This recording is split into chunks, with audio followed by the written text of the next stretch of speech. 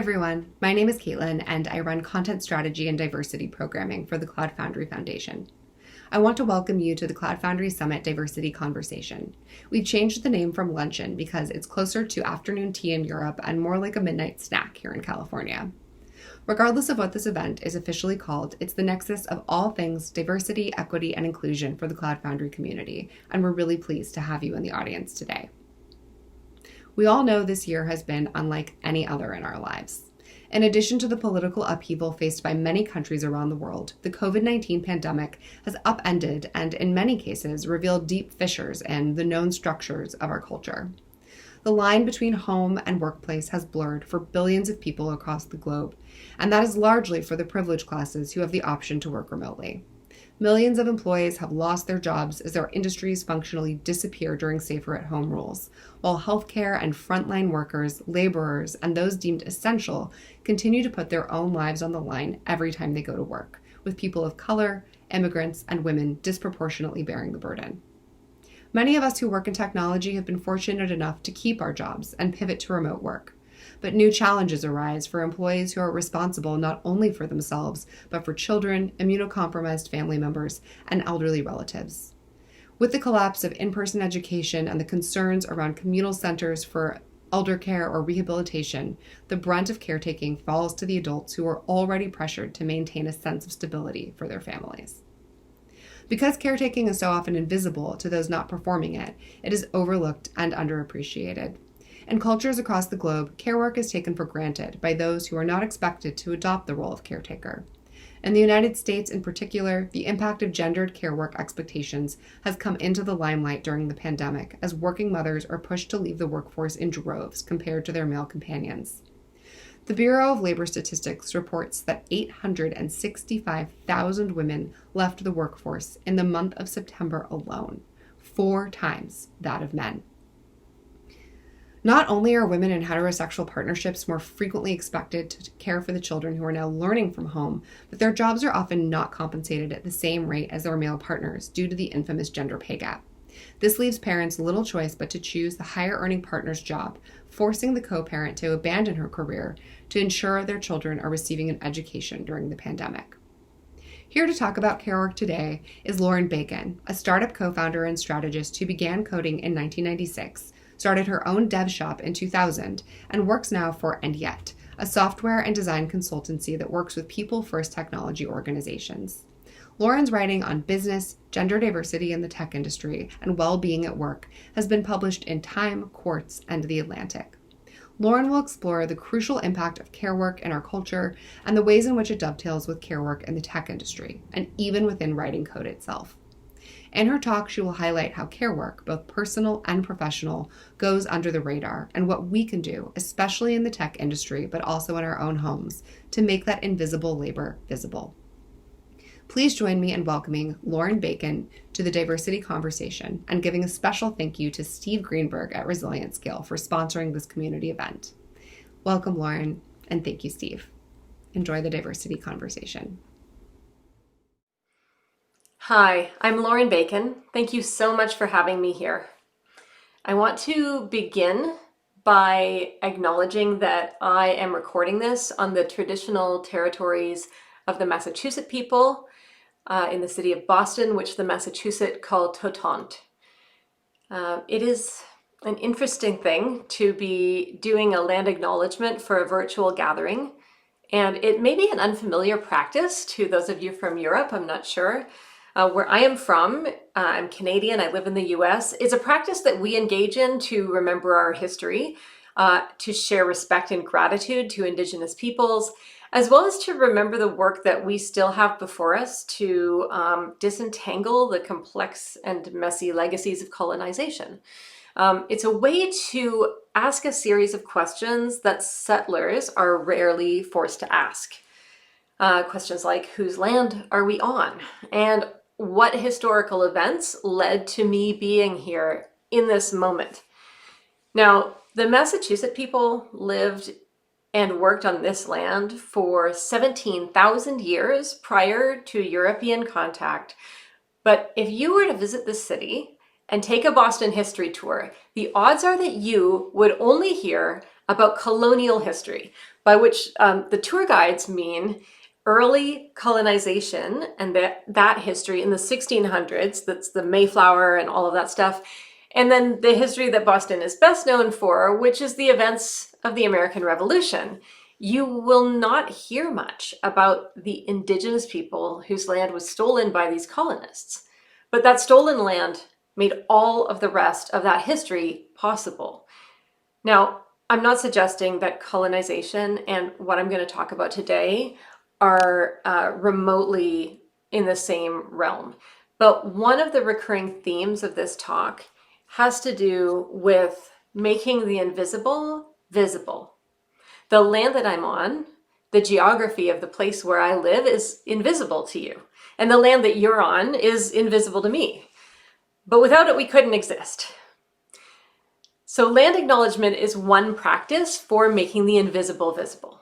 We look down and we remember that everything we're doing in life, we are doing with the extremely generous support of the earth itself.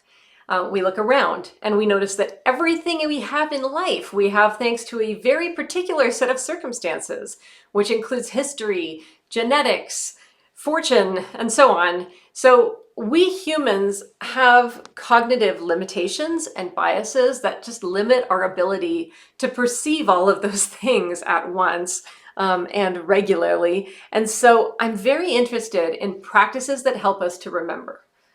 Land acknowledgement is one such practice.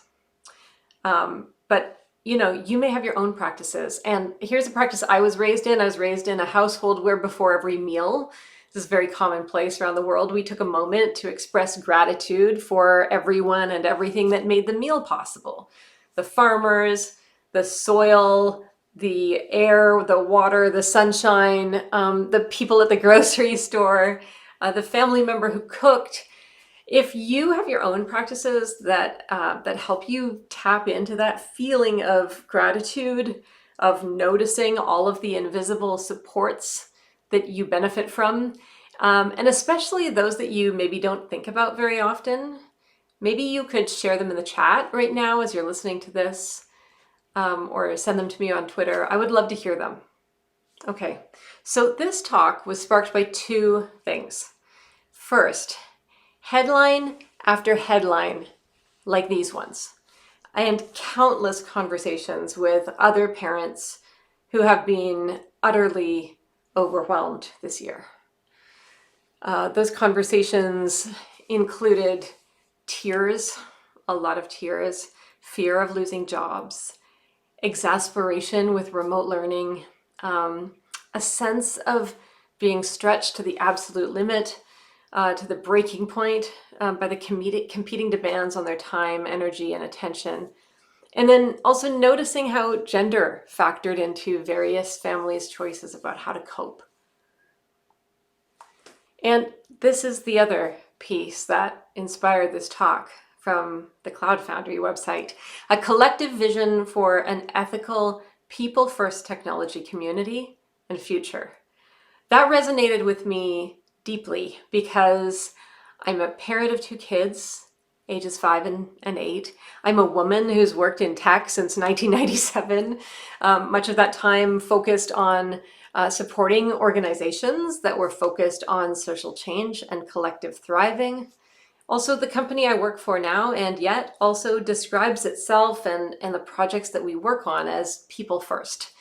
And so I want to talk today about what I think that means in this particular moment, in a very particular context, in tech, in 2020, at this inflection point. So how do we live and work in people-first ways while surviving a pandemic? That's question number one.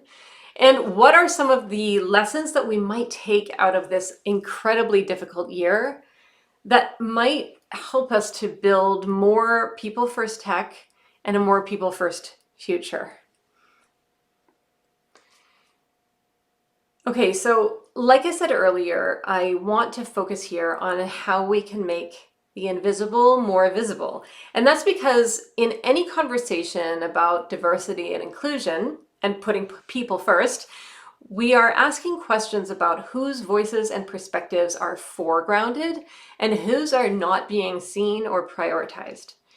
Often when we look at diversity, we focus on aspects of identity and lived experience, race, gender, sexual orientation, neurodivergence, disability, and so on. But within every group, there will be other facets of diversity to consider that are specific to your context. So my friend Tara Robertson, who until recently led Mozilla's Global Diversity and Inclusion team, has a great slide in one of her talks that I'll link to later that outlines 27 different facets of diversity among Mozillians, including some that don't always get mentioned when we talk about diversity writ large, but that might be familiar to you, like technical versus non-technical, volunteer and employee, time zones, role and level. So I won't go through the whole list here, but I would invite you to reflect on these and other aspects of diversity and how they might show up in the Cloud Foundry community. And then ask yourself these questions, which I also got from Tara: whose voices are centered by default and whose are less visible or prominent? So today I want to focus on 3 axes of diversity: work roles, family status, especially as it relates to care work responsibilities, and gender. And I want to put all of these in the context of both this year's pandemic and the tech sector writ large. I'm deliberately putting gender third here because while I'm going to share some data about men and women, and actually a brief sidebar here, I don't believe that gender is binary. But I'm limited to some extent by the way that social scientists and journalists tend to use binary gender in their research and reporting. So I apologize in advance for that limitation and that simplistic vocabulary, as well as the extremely heterocentric lens that appears almost everywhere on child rearing data. So, okay. That's my sidebar. So as I was saying, I'm going to share some data about men and women and how care work is expected and assigned differently by gender. But I really want us to think beyond whatever our own gender identity is and ask some big questions about how we all value care and maintenance work and how that work benefits us all. So what is care work and why is it so often invisible? Let's start by defining care work, and then we'll talk a little bit about the invisibility piece. This is going to loop back around to pandemic parenting and to the tech context, but I think it's important to first define our terms. So care work is a term that's used in different contexts to mean slightly different things. But here's one definition that has been widely cited. Care work includes everything we do to maintain, contribute, and repair our world so that we can live in it as well as possible. That work includes our bodies, ourselves, and our environments, all of which we seek to interweave in a complex, life-sustaining web. So those are the words of Berenice Fisher and Joan C. Tronto from an academic article that they co-authored in 1990. Many other feminist scholars, as well as activists who focus on a range of issues, disability justice, anti-racism, queerness, have built a huge body of work around care work and around an ethics of care as essential to community, inclusion, and thriving for all. And that is a whole universe that we could explore if we had all day, but let's start here for now. Now, that definition might sound a little bit heady, so let's bring it right back down to earth. Why do all of these scholars care so much about care work? There are many layers to that question, but a big part of the answer is economics, because care work is very frequently either unpaid or underpaid. And yet, as artist Jenny Odell put it, it's a type of work that makes all other work possible. So, when we talk about care work, we are talking about both the care work that we do as part of our jobs, that's checking in with our colleagues, maintaining relationships and communities, anything involving relationships, empathy, repair, maintenance, support, as well as care work that we do outside of work, which might include tending to our own physical needs, our children, our elders, and other family members, community service and volunteer work, preparing meals, doing the shopping, taking out the recycling, all of that stuff. So It's a huge range of things. We don't usually think of care work as work. And there are reasons for that, broadly economic, that I'll get to momentarily. But first, I want to just take another brief detour into how this typically plays out in the tech sector specifically. So if we bring that definition of care work back up, it includes everything we do to maintain, contribute, and repair our world so that we can live in it as well as possible. Okay, so you might notice these words, maintain and repair, these stood out to me very specifically as very familiar words to anybody who's worked in software, right? I think you probably all get this. And how much fun is maintaining a project, fixing bugs? It's not the glamorous part of coding, right? Cleaning up technical debt. This is all largely invisible to most people. But like, does it ever make the whole engine run more smoothly, right? So among your peers, you might get some recognition and appreciation for it, but beyond your inner circles, most people will just kind of go about their lives without ever noticing the ways that you improved it, right? It's core infrastructure work. And that's care work right there in a nutshell. It's the work of maintainers, the work of infrastructures, the countless pesky bug fixes and performance improvements that make everyone else's work easier, make their work possible. But that work is frequently invisible, right? It's hard to draw attention and resources to it. But there's another kind of care work that's also prevalent in tech, and that in my experience has some gendered connotations. I touched on it very briefly. It has to do with the way that even within technical projects, we have certain roles that I call empathy roles, where a significant part of the job involves tuning into what other people want and need and caring about those things, basically. So often these are roles where you have to put yourself in the shoes of someone else. Say UX work or QA or documentation or even product management, user research. We also see this a lot in community management, training, onboarding new contribs, all of that stuff.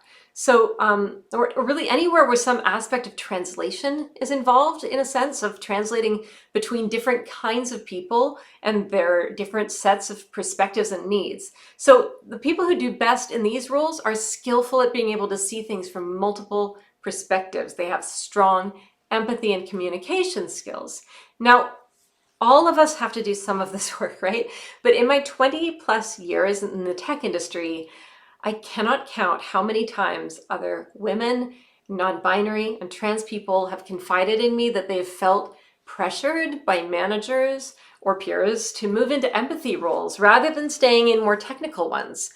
Now, I'll confess that this is somewhat anecdotal data, but I've had many, many conversations about this, and they tell me they've had conversations about this, and I just find it very interesting, especially since in some places, not all, but some places, these roles are not paid as well as more technical ones. Now, that's not to suggest that their managers want them to earn less money, but I can't help wondering whether this might be a factor, again, of gender biases at play and expectations that care work and empathy work in particular is for women.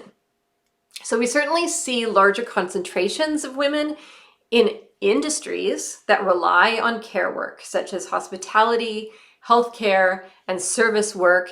So it makes sense in a way that we would have expectations that our gender identity would somehow magically grant us, an aptitude for care work.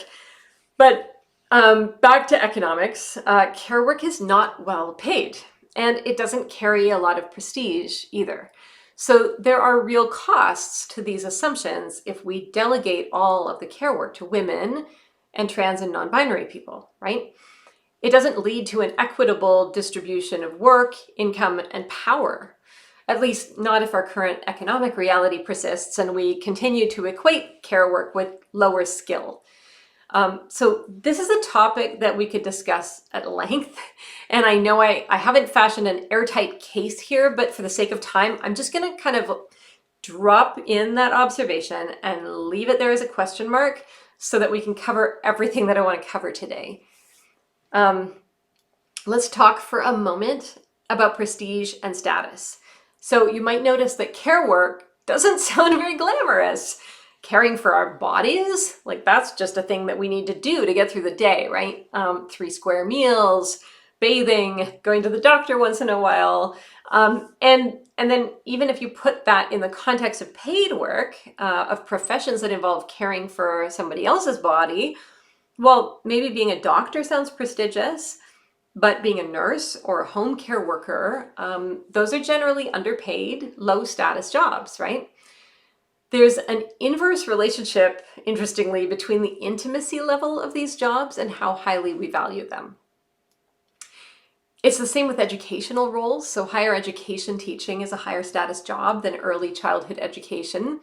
Why? Well, in part because we as a society have decided that it requires more skill to obtain a PhD in an obscure specialty than it does to support the social, emotional, and cognitive development of infants, toddlers, and preschoolers. But is that true? I mean, it's a different skill set, to be sure, and higher ed requires more schooling, but then many of the early childhood educators I've known have master's degrees, and they often start out with thousands of hours of hands-on experience because they've been babysitting and nannying and running camps for kids, essentially apprenticing their way into being incredible experts at caring for and educating young children. I know that personally, as someone who never did any of those things, I've benefited enormously from the expertise of paid caregivers and early childhood educators who just carry around incredible depths of knowledge and understanding of developmental models and diagnostic skills. Now, I'm not saying that there's no logic behind these economic realities, only that if we want to make the invisible visible, if we want to value care work, it's worth digging a little beneath these assumptions and really asking ourselves how we as a society want to value this work and this expertise, rather than simply accepting the current reality as a given. I would also argue that these social norms around care work and prestige factor heavily into our choices around how to prioritize care work, both at home and in the workplace. When we think about what kind of work takes precedence, if we have to choose about who performs which kind of work more often, even in the workplace. This association between care work and lower status has ramifications for how we perceive ourselves within our families and in our workplaces. And so conversely, in families and workplaces where care work is treated as a priority and afforded status and appreciation, that makes a huge difference to how people feel and perform in those environments. Okay, care work in the pandemic. There's that Jenny Odell quote again. So care work makes all other work possible, but it carries with it no prestige and either no pay or low pay. It's essential, and yet we assign it no economic value. So this tension has perhaps never been quite so evident to so many people at the same time as it has this year, when the COVID-19 pandemic set off several care work crises all at once. So here's just a few categories of care work that became far more challenging in 2020. Childcare, elder care, community care, education, maintaining friendships, collaborating with our colleagues got harder, mental health, physical health, substance use, so many issues. And as these things became more challenging, they've also become more visible. And that is maybe the one thing that I will give COVID credit for. As far as silver linings go, there's nowhere for care work to hide right now. Parents in particular have faced a truly overwhelming situation, working from home, caring for children full-time, and managing kids' remote education. It's left every parent I know frayed to the point that we've just kind of resorted to playing like whose turn is it to have a breakdown with one another. But it's not just parents who've been suffering, obviously. So a few specific examples of the challenges that particular groups have been facing. 1.5 billion children were suddenly home 24/7. Schools and daycare centers closed or shifted to remote schooling with varied success. And we had no grandparent backup either due to the increased risks in that age group. COVID-19 infections and deaths swept through senior care facilities at tragic rates, exacerbated in part by underpaid care workers who were working multiple jobs to make ends meet and had to travel between facilities to do so. Women's unemployment rates were and are dramatically higher than men's, due in part to the gendered concentration of jobs in industries that were most affected by COVID, so hospitality, service. Many women who live with men quit their jobs to care for children due to the untenable home situations combined with the higher earning power of their male partners. That's the headline that I cited at the beginning of the talk. Many individuals in higher risk groups, seniors, people with disabilities, immunocompromised people, and so on, have experienced devastating isolation and loneliness. With so many of us shifting suddenly and unexpectedly to remote work and work from home setups, many of us are struggling to maintain a sense of connection and closeness with work colleagues. And to be clear, these challenges will not disappear overnight when a vaccine is found. So on the question of women leaving the workforce, experts are predicting that it will take at least a decade or more for women to recover the progress they had been making in the workforce, and that their career earnings will, in many cases, be decimated by the gap in their resumes. Now, why is it women leaving the workforce in such disproportionate numbers? I mean, part of it, as I sort of referenced earlier, is pure math, right? Like women earn less than men on average. And so for many heterosexual households with kids, if they can only have one adult working for pay, then it just makes sense, at least on paper, for the lower earning partner to drop out and care for the kids. But there are a couple of other factors here as well.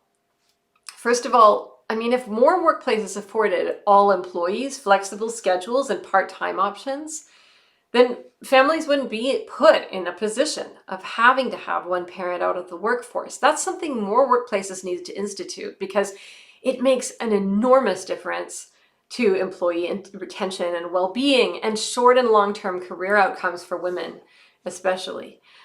But there's another thing that needs to be addressed, and this one is something that each of us needs to address in our own lives, wherever it shows up, both at work and at home, which is care work and gender. So you may have noticed that we've been talking a lot about women here, and that's because women are massively overrepresented in both paid and unpaid care work. So if we shift our focus to unpaid care work, by which I mean things like child and elder care, but also household work like cooking, cleaning, laundry, all of those unglamorous things that need to be tended so that we can function as whole, healthy humans. Well, McKinsey research puts it very plainly. Around the world, women do 3 times as much unpaid care work as men.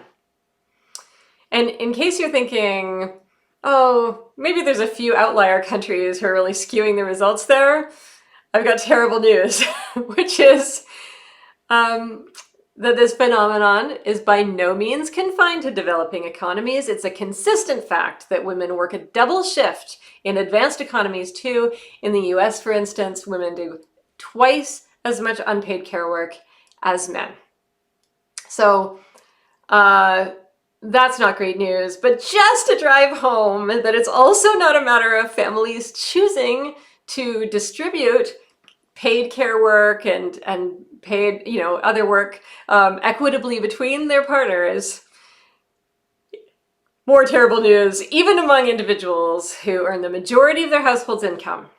43% of women who are primary household income earners continue to do all or most of the household work, compared with only 12% of men. So we have gender issues here. And by the way, also from McKinsey, this nice little tidbit, which is that the value, if we actually accounted for unpaid care work in our economies, the value of that unpaid care work by women is $10 trillion, or 13% of global GDP. So this also plays out at work, right? In terms of how we distribute the jobs of social connection and team building and so on. I will never forget a male founder who told me very proudly that he had hired his first woman to work at his previously all-male company. And the very first thing out of his mouth about her was nothing about her role or her qualifications. It was, she's so great. She makes us all break for lunch. We're all talking to each other now and we're eating properly. It's so good. She's like the office mom. There have been so many articles and books written telling women to stop doing this work in the office, telling women how to be taken more seriously and to opt out of these office mom roles. Now, I don't necessarily disagree that we could benefit from that approach, but there is a flip side to that, which is, what if men valued care work enough to prioritize it and take it on themselves? What if that male founder said to himself, you know what? These staff lunches are doing wonders for everyone's well-being and their productivity and sort of general happiness in the company. The company's a better place to work now. Maybe I should put this in somebody's job description and pay them for their time and energy and expertise in coordinating this, right? Or what if he decided to organize a few himself? And if we go back to unpaid care work, the work of maintaining a home, a family, a community outside of work. Again, what if men decided to prioritize that and shoulder their share of it? Now, I know that this is probably the norm in some of your countries, so bear with me. Some of you are probably shaking your heads in Denmark and Iceland and so on, but in most parts of the world, it is not the norm. And there's only so much that women can do to shift that discrepancy without a little help. So this is another topic that we could talk about for hours, but again, I just want to note it. And also note that when we talk about paid care work, we're also talking for the most part about women. So if you choose to pay someone to outsource some of this, right, to clean your house and care for your kids and look after your aging parents, odds are that that person is a woman. And she's probably underpaid. I'm laughing. It's not actually funny, but there's a lot of bad news to deliver and trying to do it with a smile. So we all need to care and be cared for. I want to pause here. So I want to pause here and say, none of this is meant as a guilt trip, okay? If you're doing less care work than you'd like to be, I definitely don't want you leaving this session feeling like you're a terrible person.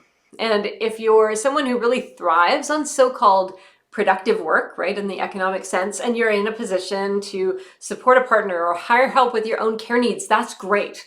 My goal is not to add a layer of judgment to care work and say that it's more valuable or more important than other forms of work. It's simply to make it more visible and to say, hey, this work matters and it's happening, it's getting done, often with great skill. Let's acknowledge it and how crucial it is to us getting anything else done. So what happens when we make care work more visible? There's layers and layers to this issue, but for today, the main things I want you to ponder are, for yourself, what kinds of care work are you currently performing? And where do you benefit from the care work of others? What kinds of care work do you wish that you could be doing? What kinds of care work do you wish others were doing for you? And how are some external forces like the pandemic, the work from home situation, health, economics, family roles and responsibilities, and other factors, how are those external forces constraining your capacity to give and receive care? Because those things matter too, right? So asking these questions is all part of making the invisible visible.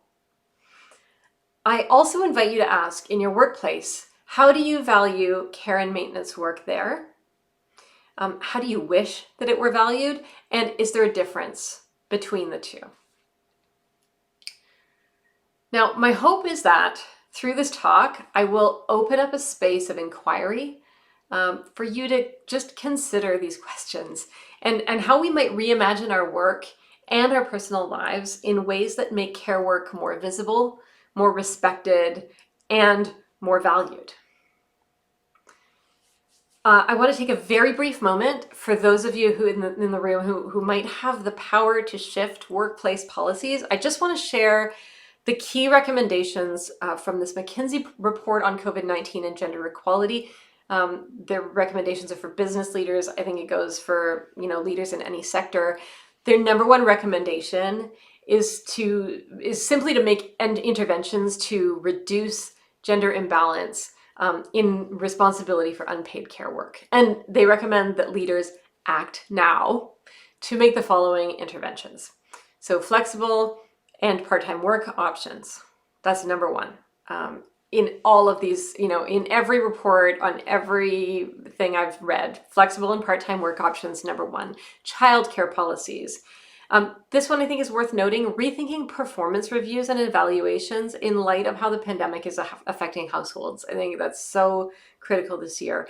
A professionalized childcare industry, we don't all have control over that, but for those of you in larger organizations, you may have some ability to influence that.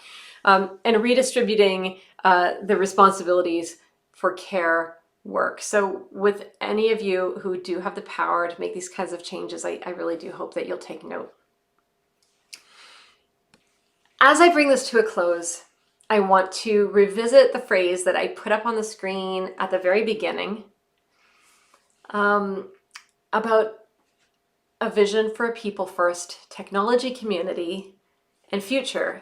People first is how I found my way into technology, and people first is also one of our most fundamental values at And Yet, the company where I work. Building a people-first project of any kind demands empathy. It demands care, right? And Yet's CEO, Sarah Avenir, uses gardening metaphors a lot to talk about business and leadership and team building and community, and even technology. Gardening is inherently care work, right? It's maintenance, it's repair, it's tending to the weeds, it's nourishing the roots. Gardeners are care workers and productive workers. They're planting, growing, and harvesting. They're feeding everyone. Now, that might not be a metaphor that's commonplace in tech organizations. Gardening does not scale 10x. It does not produce hockey stick growth or any of those other metaphors that are prevalent in our industry. But a garden is a place where many beings can thrive. And where giving and receiving care is all part of the cycle, where things bear fruit, where sustainability is key, and where a little bit of maintenance makes all the difference. I've probably worn this metaphor into the ground, but I will say this much. We all need space and time for productive work and for care work. This is not an either or, it's a both and. We can all pitch in the People First Technology Garden. We can contribute our own care work.